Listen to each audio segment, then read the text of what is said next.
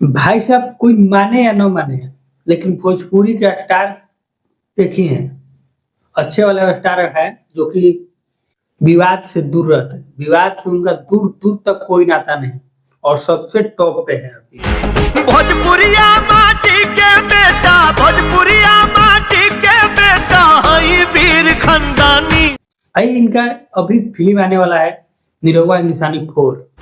क्या बात कर रहे हैं बाबा? निरहुआ हिंदुस्तानी 4 फिल्म का भी एक गाना आया है कि इंडिया से आइल बानी निरहुआ हिंदुस्तानी। इंडिया से आइल बानी निरहुआ हिंदुस्तानी।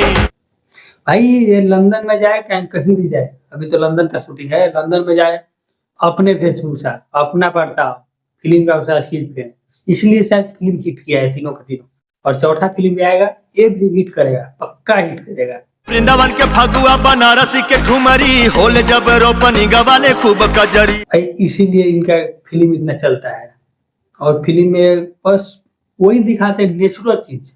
भाई ये नेचर का जो है बिहार का लड़का अगर लंदन में भी जाएगा तो कैसा बर्ताव करेगा।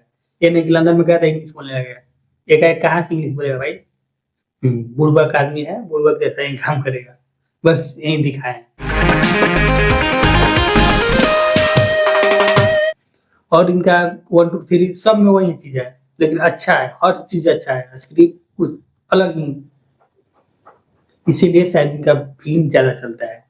इंडिया से आइल बानी निरहुआ हिंदुस्तानी। तो बस आज के लिए इतना ही।